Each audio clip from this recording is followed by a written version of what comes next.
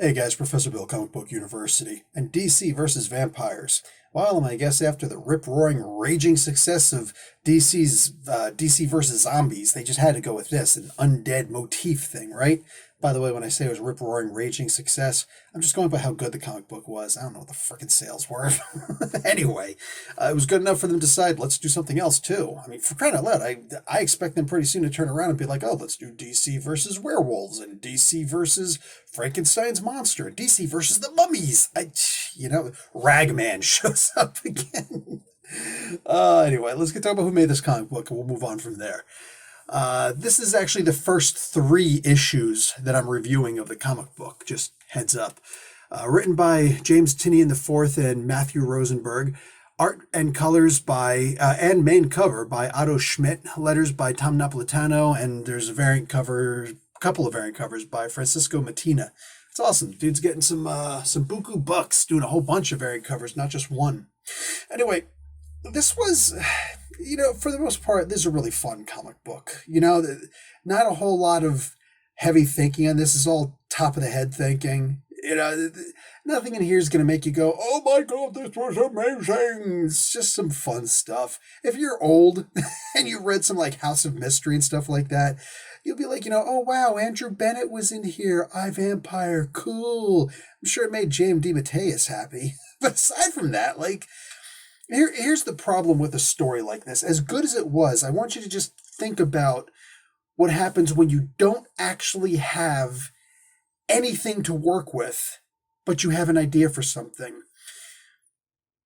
When I made the joke about DC versus Frankenstein's monster, I said that on purpose. Why? Because Frankenstein's monster and the Bride of Frankenstein is more established. Those two are more established in DC Comics than any vampire, than any lycanthrope, than anything else of the universal type monsters. You know what I'm saying? I mean, that's a major problem. See, if Marvel were to do Marvel versus vampires or whatever, you've got actual Dracula. I know there's a Dracula here also, but what's so special about this Dracula as opposed to Marvel's Dracula? For the most part, even unless you're brand spanking new to Marvel, you know who Marvel's Dracula is. You know the original uniform. You know that big red armored uniform with the long white ponytail thing, right? He's been used recently in the Avengers comic. He's been used in multiple comics. You had Dracula versus Apocalypse a while ago, long enough ago. I don't know. I did a freaking spotlight on story on it. It was a good story for all intents and purposes. Marvel has more of these characters established. So you don't have to come up with goofy name or goofy characters. Andrew Bennett isn't necessarily a goofy character, but what I'm saying is, this is a completely unknown character by all but the deepest of fans. And mind you, it's been a long time since I read House of Mystery.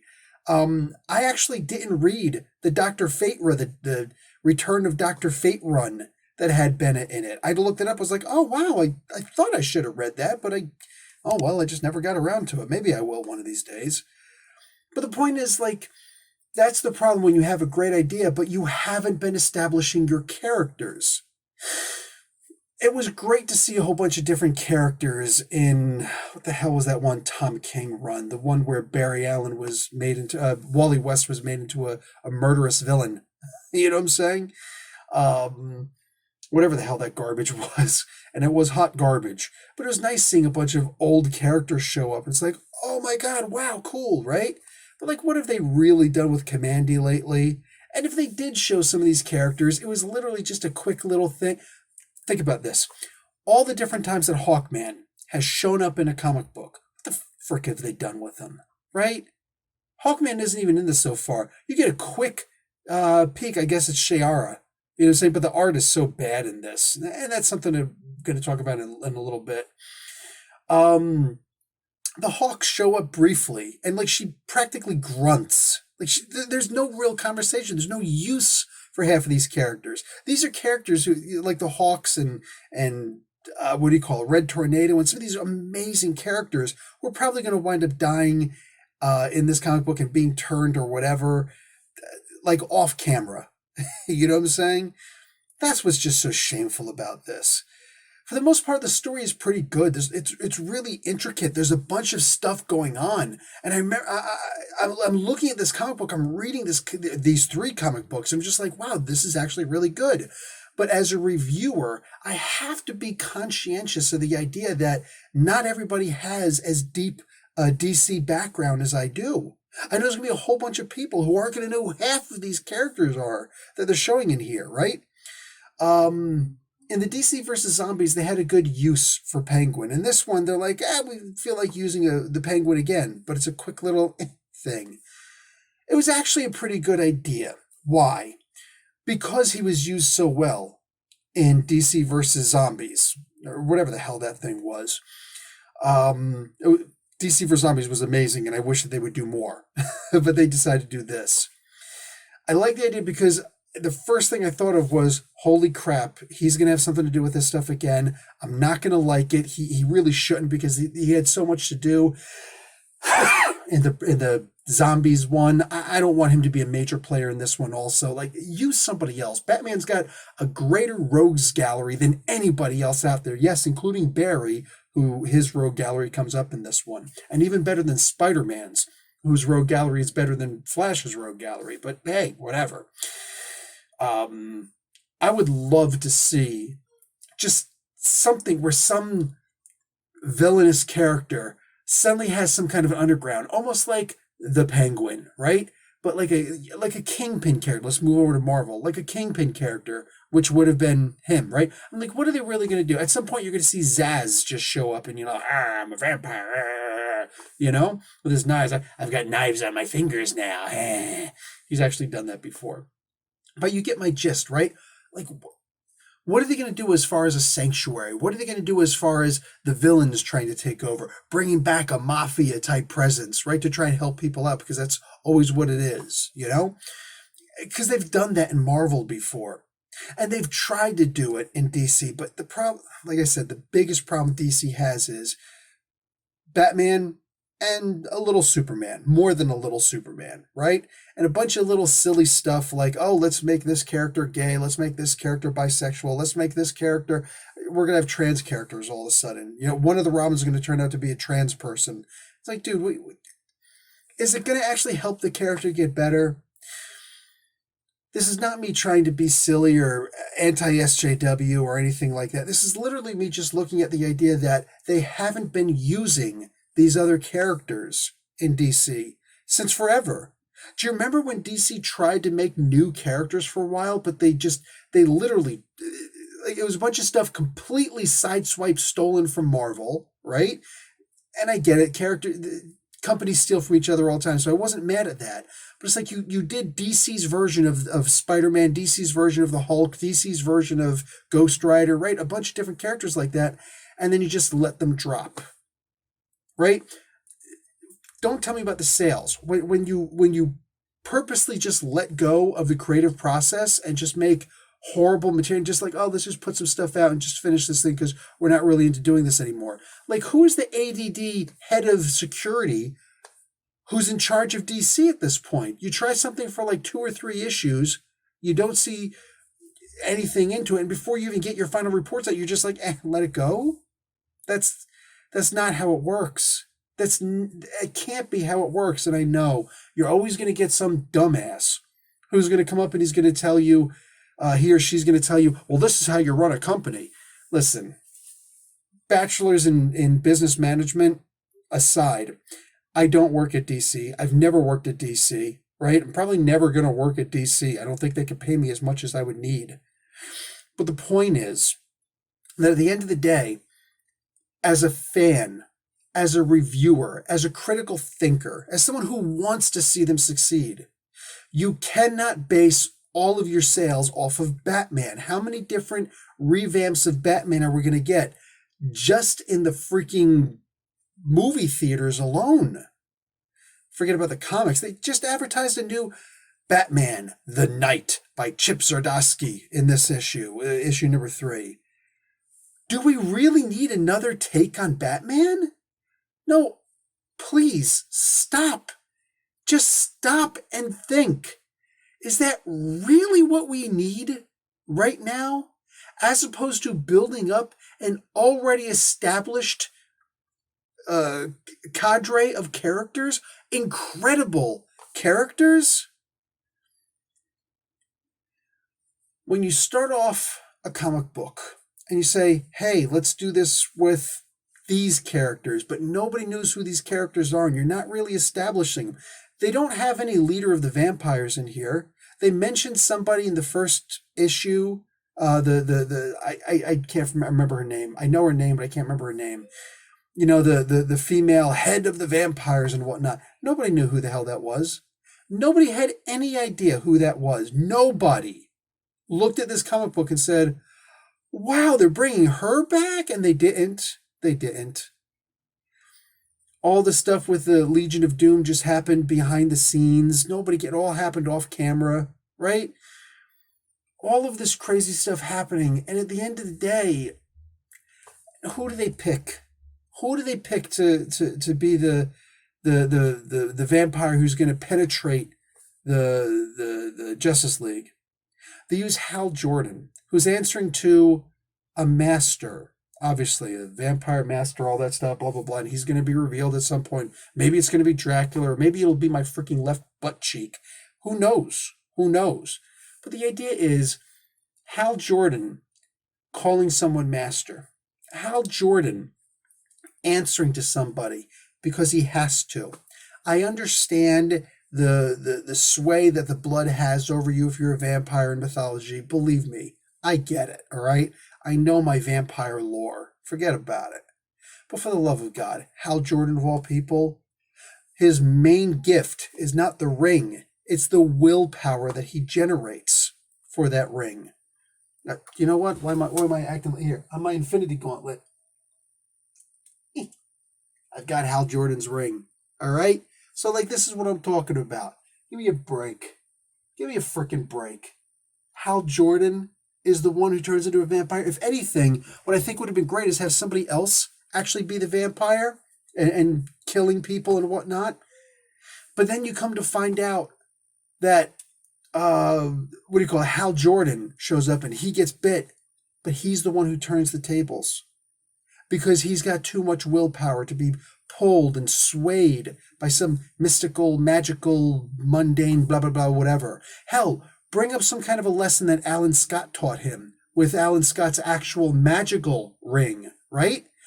Bring up something like that where, he taught me, things about how to resist magic. My willpower will do the rest. Now you've got a story that all of a sudden people will be like, that's my boy! That's my boy, Hal Jordan! Yeah! Because it really would be that amazing. I'm always disappointed when I come to find out that this is what we get, Some of these stories they're kind of sad. Because as good as they are, as fun as they are to watch, to read, whatever, when you start thinking of how much better it could have been, that always just breaks it for me. Let's talk about the art a little bit. Superman has sideburns. Look, Otto Schmidt, I've seen some of his work before, and he's usually pretty good. In this particular case, that's just simply not the case, right?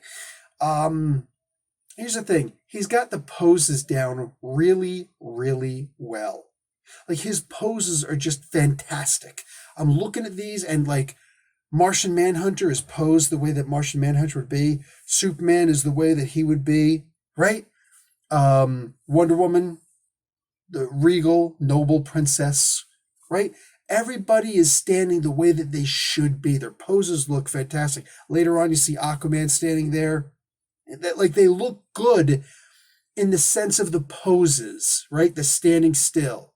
Otto actually does the colors in here also. He does all of the art in here. The pencils, the line work, the inks, so the finishes. And he also does the colors, which is very surprising. You rarely see an artist do all of that in a comic book. I'm usually not a fan of an artist also doing the coloring. In here, he does the coloring okay. In fact, that might even be the best part of what I'm seeing in here. But the line work in and of itself is just such that it looks too cartoonish. I want this to be a horror story. It can't feel like a horror story to me. There's too much bright sun stuff going on, you know? And I get it. It's one of the ways that, Hal Jordan is able to ha ha ha. I'm blocking it. I'm making it opaque, green opacity, you know? Eh, eh. Superman has sideburns, right? There's a scene in here where Aquaman kind of shows up. He's just kind of like, it looks like he's astral projecting or spacewalking or kind of doing a really weird swim because he's above the ground. He's not walking. And Aquaman can't fly. So I don't know what that thing is when, in issue 3, when he shows up. I don't get it. I don't get what that is. Really horrible. Last but not least, Superman has sideburns. Like when they showed the close-up of him at the end of issue number 3, I'm looking at this, I'm just like, yeah, that's right, I'm Superman. Oh, hey, hey, I'm all shook up. I'm like, dude, what the frick? Give this guy a guitar. Make him go all honky-tonk man. I'm honky-tonk man. Like, what the hell am I looking at here? I'm really disappointed with so much of this comic book. It's good. Don't get me wrong. I'm going to keep on reading it. Even if I'm not going to be reviewing it, I'm still going to read this. I want to see where this goes, at least until it gets crappy, right? Of course, there's that standard 12 issues because that's what the boss has said to do. It's heartbreaking. At the same time, it's James Tynion IV and Matthew Rosenberg. Honestly, these two people, more than almost anybody else, I trust to understand of the current modern day writers right now. These are probably the two people who I trust more than anybody else to really understand what it means to make a comic book, right? So if they say, hey, we've got this really great story, James, do you want to, pitch this to, I'm taking the role of Matthew Rosenberg. You want to pitch this to DC and let's, see what we could do. And I can see them both saying, well, let's actually come up with a, really good idea for this stuff. Where they're obviously going to tell us that they want this to be in either a 6-issue or a 12-issue format. So do we have a 6-issue story or do we have a 12-issue story? And let's not do a whole bunch of filler. Let's actually make sure that each issue actually counts, actually matters. So I could see them doing something like that. I don't think that we're going to be disappointed as far as the flow of the story. I don't think any issue is going to feel like a filler, God forbid. I would hate that. But with these two behind the wheel, I trust that it's going to go good. Still, just some ideas and some stuff that I'm reading. This could be better. This could have been better, these first 3 issues. But the most important part is the biggest, most damning thing against DC modern days. They don't have any of their characters established anymore. You'll see a Green Lantern comic book on the shelves once in a while. You'll see, what's his name? The Flash, because people know, DC knows people like the Flash. It's a fairly large saying, but for crying out loud, man, even their Superman stuff, they're just not pushing it the way that they should be pushing it and trying to get good people with great ideas. They're only pushing Batman. For a while, you remember when they were saying, we're not going to be doing any more of the physical comics anymore. We're just going to do a digital format and then send it out, and see what people like. And if they really, really, really like it, we'll tell them, hey, the physical version of this particular issue will be available. Now, I'm glad they didn't do that, and it was a horrible idea to begin with, but the only character they were planning on not doing that with was not Superman, was not freaking Wonder Woman, right? Of their holy trinity, where there's really only 2 characters that matter, except for the off fan who likes some Wonder Woman paraphernalia someplace. No, Batman was the only one where they said, well, we're going to keep on anything that they do with Batman, we're going to print physically because we know that will sell. But everything else, we're going to try and save some money. It tells you their mindset. This is the kind of thing that people or that companies do when they're dying. And I'm not saying that DC is going to go out of business because I don't know. I'm not a freaking insider. I'm not going to try and make silly speculation and stuff like that. I don't know anybody who's telling me stuff like that. But what I am saying is I look at this the same way that I look at soccer. When you're looking at soccer or non-American football, when you're looking at a soccer game, when somebody's, when like Team A is winning, they move most of their players off of the offside and get into defense, right? It's like, oh, we got one goal ahead of them, so let's just maintain that score and not let them score anymore. But once they're losing, Team A is like behind on 1 or 2 points and it's getting towards the end of the game. That's when suddenly everybody leaves defense and they all go offense. That includes the goalie. You'll see the goalie just be like, screw the goal. We need another body out there on the field, another set of feet on that field. And everybody comes over on the opposite side, the enemy side, right? And that's what I'm seeing here with DC. DC feels like, okay, we're in death knell mode. So, while they should be going full offense and trying to get more characters out there, trying to establish the characters they've already got, who we're already familiar with, who we already love, instead of just, oh, here's an 80-page Aquaman book again, because the kids seem to like that. Yeah, Aquaman sells really well when you put somebody good on the story. Go figure. And a good artist helps too. Just saying. It's just one of those really weird things where you see this and you wonder who the hell is in charge of DC anymore? Who's figuring this stuff out? But that's the problem. When you've got an artist in charge of DC Comics and the other guy who's not really as high up the totem pole, but close enough, when that guy worked for freaking Reebok and sports companies and stuff like that, doesn't know anything about the characters, you're going to be making corporate moves, not creative moves. Sorry, this is a creative person's game, and this just isn't cutting it. Guys, that's it for me. Like the video, watch an ad. Professor Bill, Comic Book University. Class dismissed.